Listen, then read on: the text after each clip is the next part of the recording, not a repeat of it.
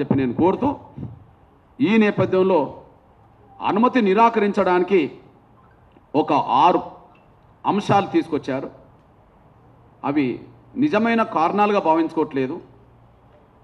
అనుమతి నిరాకరించడానికి సాకులు మాత్రమే వెతికిండ్రు. అంటే అనుమతి ఇవ్వద్దని చెప్పి ముందే అనుకున్నారు కనుక, అనుమతి ఇవ్వద్దని చెప్పి ముందే అనుకున్నట్టుగా ఉన్నది కనుక నిరాకరించడానికి ఏ కారణాలు అయితే చూపెట్టారో అవి నిజమైన కారణాలు కాదు, సాకులు మాత్రమేనని నేను గుర్తు చేస్తున్నా. అందులో మొదటిది, ఈ ప్రదర్శనలో ఎంతమంది హాజరవుతారో నిర్దిష్టంగా దరఖాస్తుదారుడు పేర్కొనలేదంట. మేము దరఖాస్తు ఇస్తున్నప్పుడే దరఖాస్తుకు కరపత్రం యాడ్ చేశాం, లక్షల డప్పులు అని కరపత్రం ఇచ్చేసాం. పోలీసు ఉన్నతాధికారులకు ప్రతిరోజు ఇంటెలిజెన్స్ రిపోర్ట్ ఉంటుంది. పేపర్ ద్వారా, టీవీ ద్వారా, సోషల్ మీడియా ద్వారా వాళ్ళు నిరంతరం అబ్జర్వేషన్ ఉంటారు. మీకు ఇచ్చిన వినతి పత్రంలో, పర్మిషన్ కోర్టు ఇచ్చిన వినతి పత్రంలో టెక్నికల్గా గిన్ని డప్పులని చెప్పలేదు, కానీ మరి కరపత్రం మీకు ఇచ్చాం, లక్షల డప్పుల గుండె చప్పుడని చెప్పాం.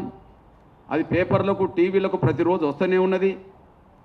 మీకు ఇంటెలిజెన్స్ రిపోర్ట్ ఉన్నది, సోషల్ మీడియాలో ప్రచారం ఉన్నది. ఇక మీరు ఇంతమంది హాజరవుతారని చెప్పి నిర్దేశంగా చెప్పలేదు కనుక మేము నిరాకరిస్తున్నామని చెప్పడం అనేది అది సాకే తప్ప నిజమైన కారణం కాదు. ఓకే, నేను మొదటి దానికి ఒక ఆన్సర్ కూడా ఇస్తున్నా. ఒకవేళ నిర్దిష్టంగా ఇంతమంది హాజరవుతుండ్రని చెప్పి మీకు అందులోనే పేర్కొంటే ఇచ్చేవాళ్ళ? అంటే మిగతా 5 అంశాలు కారణాలు చూపెట్టరా? మొత్తం 6 అంశాల్లో మొదటి అంశమే ఎంతమంది హాజరవుతుండ్రో నిర్దిష్టంగా చెప్పలేదనే మాట అన్నారు కదా. ఓకే, ఇప్పుడు ఈ మధ్యాహ్నం వరకే 1,00,000 మందికి పైగా మా డప్పులు హైదరాబాద్ వస్తున్నాయని చెప్పి ఇవాళ ఈ సాయంత్రం వరకే మళ్ళీ మేము కమిషనర్ గారికి, సంబంధిత ఏరియా డీసీపీ గారికి మేము మళ్ళీ వినతి పత్రం ఇస్తాం. అదే కారణం అవుతే, అంటే ఎంతమంది హాజరవుతారో నిర్దిష్టంగా దరఖాస్తుదారు పేర్కోలేదనేదే కారణం అవుతే కదా. పోనీ 1,00,000 డప్పులు వస్తున్నాయని చెప్పి నిర్దిష్టంగానే మేము మీకు ఇవ్వాలని మళ్ళీ వినతి పత్రం ఇస్తాం పర్మిషన్ కోరుతూ. ఇక మిగిలిన కారణాలు చెప్పకుండా, మిగతా సాకులు చెప్పకుండా పర్మిషన్ ఇవ్వాలని చెప్పి నేను కోరుతున్నా. ఇది ప్రభుత్వానికి వ్యతిరేకం కాదు. మా సాంస్కృతిక వాయిద్యం ప్రదర్శన అనే విషయం మర్చిపోవద్దు. మేము ఈరోజే మళ్ళీ మా ఎంఆర్పిఎస్ ప్రధాన నాయకత్వం ఖచ్చితంగా పర్మిషన్ కోరుతూ అక్కడికి వెళ్తుంది. నంబర్ 2, ఈ కార్యక్రమానికి అనుమతి ఇస్తే శాంతి భద్రత సమస్యలు తలెత్తే అవకాశం ఉంది. గత అనుభవాల దృష్టి పెద్ద ఎత్తున ప్రజల సమీకరణ జరిగే అవకాశం ఉన్నందున ఈ కార్యక్రమ నిర్వహణకు చేతిలో నుండి అదుపు తప్పిపోయే పరిస్థితి ఉంది. అసాంఘిక శక్తులు చొరబడి శాంతి భద్రత సమస్యను సృష్టించే అవకాశం ఉంది. దీనివల్ల హింస తలెత్తే ప్రభుత్వ మరియు ప్రైవేట్ ఆస్తుల ధ్వంసం అయ్యే ప్రమాదం ఉంది. ఇది చాలా అన్యాయం. ఈ కార్యక్రమానికి అనుమతి ఇస్తే శాంతి భద్రత సమస్యలు తలెత్తే అవకాశం ఉంది. మేమేమైనా పరిచయాలు పట్టుకొని వస్తున్నామా? మేమైనా కర్రలు పట్టుకొని వస్తున్నామా? మేము సాంస్కృతిక వాయిద్యాన్ని పట్టుకొని వస్తున్నాం. అది మా డప్పును పునరుజ్జీవనం చేసుకోవడం కోసం, ప్రపంచానికి మా ఆకాంక్ష వినిపించడం కోసం వస్తున్నాం. ఎట్లా శాంతి భద్రత సమస్య ఉత్పన్నమవుతుంది? గత అనుభవాల దృష్ట్యా పెద్ద ఎత్తున ప్రజల సమీకరణ జరిగే అవకాశం ఉన్నందున అని అన్నారు. ఓకే, అవును, గత అనుభవాలు చెప్పింది ఏంటిది? ఎప్పుడు చెలో హైదరాబాద్ ఎంఆర్పిఎస్ పిలుపునిచ్చినా 1,00,000 మంది వచ్చారు. ఎప్పుడు చెలో హైదరాబాద్ పిలుపునిచ్చినా 1,00,000 మంది వచ్చారు. మరి 1,00,000 మంది వచ్చారు, 1,00,000 మంది తిరిగి వెళ్ళారు. కానీ ఎక్కడనన్నా శాంతి భద్రత సమస్య ఉత్పన్నమైన రోజు చూపెడతారా ఈ 30 ఏళ్లలో? మీరు చెప్పిందే కరెక్టు. అవును, ఎంఆర్పిఎస్ పిలుపునిస్తే 1,00,000 మంది ఎందుకు వస్తారు? వాళ్ళ ఆవేదన అలాంటిది, వాళ్ళ ఆకాంక్ష అలాంటిది. వాళ్ళ గుండెల్లోతు బాధ అలాంటిది. కాబట్టి పిలుపుకు స్పందించే జాతి ప్రజలు సమాజం ఉన్నది కాబట్టి ఆవేదన ఉన్నదనేది నిరూపించుకోవడానికి, మా ఆకాంక్ష బలమని నిరూపించుకోవడానికి మాదిగలు తండోపతండాలుగా ప్రతి గ్రామం నుంచి కదులుతారు. మాది న్యాయమైన పోరాటం కాబట్టి సమాజంలో అన్ని వర్గాల అండదండలు ఉండడం వల్ల వాళ్ళు కూడా వస్తారు. మరి 30 ఏళ్ళలో లక్షల మంది వచ్చారు పోయారు, కానీ హైదరాబాద్లో శాంతి భద్రత సమస్య ఫలానా రోజు ఉత్పన్నమైంది అని చెప్పి ఏదన్నా రికార్డు చూపెడతారా? నంబర్ 1 లేదు. అదే సమయంలో సమీకరణ ఎక్కువ జరిగే అవకాశం ఉన్నందున ఈ కార్యక్రమం నిర్వహణకు చేతుల నుండి అదుపు తప్పిపోయే పరిస్థితి ఉందని చెప్తున్నారు. ఇది అన్యాయం. ఎంఆర్పిఎస్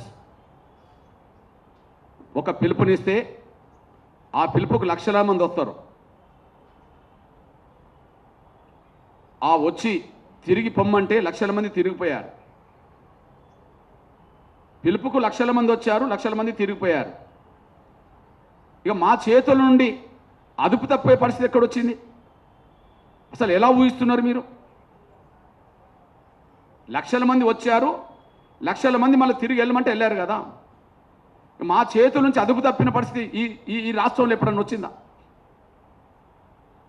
నాయకత్వాన్ని గౌరవించే, నాయకత్వ ఆదేశాలను పాటించే జనం, కార్యకర్తలు మాకు లక్షల సంఖ్యలో ఉన్నారు.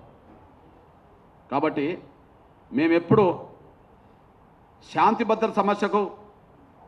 శాంతి భద్రతలకు విఘాతం కలిగించాలనో లేదా హైదరాబాదులో కావాలనేదో చేయాలనో చేసిన చరిత్ర లేదు, మేము చేసే అవసరం మాకు లేదు. దయచేసి మా చేతుల నుంచి అదుపు తప్పుతుందనే మాట అది సత్యదూరం, అది గమనించండి. ఉద్యమం ఎప్పుడు నాయకత్వం అదుపులోనే ఉన్నది. దానికి కారణం ఏదో శాసించడం కాదు, మా కార్యకర్తలకు మా పట్ల ఉండబడే అభిమానం, గౌరవం, ఏ నిర్ణయం తీసుకున్నా కట్టుబడి ఉండాలనే ఆకాంక్ష, దృక్పథం బలంగా ఉండడం వల్ల మేమెప్పుడు గాంధీ మార్గంలోనే ఉద్యమం చేయాలనుకున్నాం. అంబేద్కర్ ఇచ్చిన స్ఫూర్తితోటే పోరాటం చేయాలనుకున్నాం. మమ్మల్ని 30 ఏళ్ళు ఈ ఉద్యమం నిలబడి నడుపుతున్నదంటే ఈ దేశానికి స్వాతంత్రం సాధించిన మహాత్మా గాంధీ మార్గంలో, సామాజిక న్యాయం కోసం శాంతియుతంగా పోరాటం చేసిన అంబేద్కర్ మార్గంలో మా ప్రయాణం కొనసాగుతుంది. కాబట్టినే ఇంత శాంతియుతంగా నడిపిన ఉద్యమం దేశంలో ఎక్కడ లేదు, మేమే నడుపుతున్నాం. తర్వాత అసాంఘిక శక్తులు చొరబడి శాంతిబద్ధ సమస్యను సృష్టించే అవకాశం ఉంది అని అన్నారు. అసలు ఇది ఎంత అన్యాయము? మా ఉద్యమంలో అసాంఘిక శక్తులు చొరబడడం ఏంది? 30 ఏళ్ళుగా చొరబడని అసాంఘిక శక్తులు ఇప్పటిట్లో చొరబడతారు? మీరు పంపితే తప్ప. ఈ కార్యక్రమాన్ని జీర్ణించుకోలేని స్వార్థపర శక్తులు ఎవరన్నా అట్లా చొరబడేలాగా చేస్తే తప్ప, లేదా ప్రభుత్వానికే మా కార్యక్రమం ఇష్టం లేకపోతే వాళ్ళు ఎవరన్నా పంపితే తప్ప అసాంఘిక శక్తులు ఎట్లా చొరబడతాయి? ఒకవేళ అసాంఘిక శక్తులే చొరబడతాయని మీకు అనుమానం ఉంటే మీకు ఇంటెలిజెన్స్ రిపోర్ట్ ఉన్నది కదా, వాళ్ళు ఎవరో గుర్తించానట్టే కదా, మీరు వాళ్ళని అదుపులోకి తీసుకోండి. మేము ఎప్పుడు శాంతియుత పందానే నమ్ముకున్నాం, మేము ఎప్పుడు ప్రజాస్వామ్యాన్ని నమ్ముకున్నాం, ఎప్పుడు రాజ్యాంగం ఇచ్చిన పౌర హక్కుల్నే మేము నమ్ముకున్నాం. మా నుంచి ఇంతవరకు 30 ఏళ్ళలో ఏ శాంతి భద్రత సమస్యకు విఘాతం కలగలేదు. మా ఉద్యమంలో ఇప్పటి వరకు ఏ అసాంఘిక శక్తులు చొరబడలేదు, చొరబడడానికి మేము అవకాశం ఇవ్వలేదు. మరి మీకు అనుమానం ఉంటే అనుమానించదగ్గ వ్యక్తులు ఎవరినో వాళ్ళని ఐడెంటిఫై చేసుకున్నట్టే కదా, వాళ్ళని అదుపులోకి తీసుకుంటే అయిపోతుంది కదా. పలానోళ్ళ వల్ల అసాంఘిక శక్తులు చొరబడే అవకాశం ఉన్నదని చెప్పి మీరు బహిరంగ ప్రకటించవచ్చు కదా. అందువల్ల ఇష్టం లేని వాళ్ళు ఎవరన్నా అట్లా చేస్తారనుకుంటే మేము మా గుండె చప్పుడు వినిపించాలనుకున్నాము, కానీ అసాంఘిక శక్తులను మేము చొరబడాలని మేము కోరుకుంటామా? మాకు తెలుసు, మేము సమస్య పరిష్కారం కోరుకుంటున్నాం. సమస్య పరిష్కారం ఇష్టం లేని వాళ్ళు ఏదన్నా కుట్ర చేయాలనుకుంటే కుట్ర చేసే వాళ్ళని అదుపులో పెట్టుకోండి, కుట్ర చేసే వాళ్ళని అదుపులో పెట్టుకోండి. వాళ్ళు ఎవరో సమాజం ముందు ఎక్స్పోజ్ చేయండి. ఎవరు అసాంఘిక శక్తులో ఎవరు చొరబడాలనుకుంటున్నారో వాళ్ళను అదుపులో పెట్టండి, ఎక్స్పోజ్ చేసి అదుపులో పెట్టండి, మాకే అభ్యంతరం లేదు. కాబట్టి దాన్ని దృష్టి పెట్టుకోవాల్సిందిగా అది చేస్తున్నాం. తర్వాత దీనివల్ల హింస తలెత్తి ప్రభుత్వం మరియు ప్రైవేట్ ఆస్తుల ధ్వంసమయ్యే ప్రమాదం ఉంది. తెలంగాణ ఉద్యమంలో, తెలంగాణ రాష్ట్ర ఉద్యమంలో మిలియన్ మార్చ్ సమయం వచ్చినప్పుడు, ఆ మిలియన్ మార్చ్కు పర్మిషన్ ఇవ్వకపోవడాన్ని నిరసిస్తూ జరిగిన ఘటనలో ప్రభుత్వ ప్రైవేట్ ఆస్తుల ధ్వంసం జరిగింది. కానీ ఎంఆర్పిఎస్ 30 ఏళ్ల పోరాటంలో హైదరాబాదులో ప్రభుత్వ ప్రైవేట్ ఆస్తుల ధ్వంసం ఎప్పుడన్నా సభలు ప్రదర్శనలు పెట్టినప్పుడు జరిగిందా? ఎప్పుడన్నా సభలు మేము ప్రదర్శనలు పెట్టినప్పుడు జరిగిందా?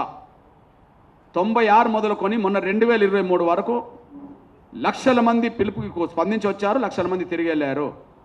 కాబట్టి ప్రభుత్వ ఆస్తుల హింస తలెత్తి ప్రభుత్వ మరియు ప్రైవేట్ ఆస్తుల ధ్వంసమయ్యే ప్రమాదం మా వల్లనైతే రాదు. మీరెవరన్నా చొరబాటు చేసి పంపిస్తే మాత్రం అవుతుందేమో, అది మీ వల్ల జరుగుతుందేమో కానీ మా వల్ల జరగదని మేము గుర్తు చేస్తున్నాం. దయచేసి ఇవన్నీ సాకులని నేను చెప్తున్నాను, నేను కారణాలు కావు. నిజమైన కారణాలు అయితే మేము ఒకటి చెప్పాం కదా, ఓకే ఒకటి చెప్పారు. మొదటి పాయింటే మీరు నిర్దిష్టంగా ఎంతమంది హాజరవుతుండో చెప్పలేదన్నప్పుడు మేము చెప్పాము, కరపత్రం ఇచ్చాము, సోన్సో వచ్చింది. కానీ వినతి పత్రంలో అది లేదన్నందుకు మేము దాన్ని ఇప్పుడు ఇస్తామంటున్నాం.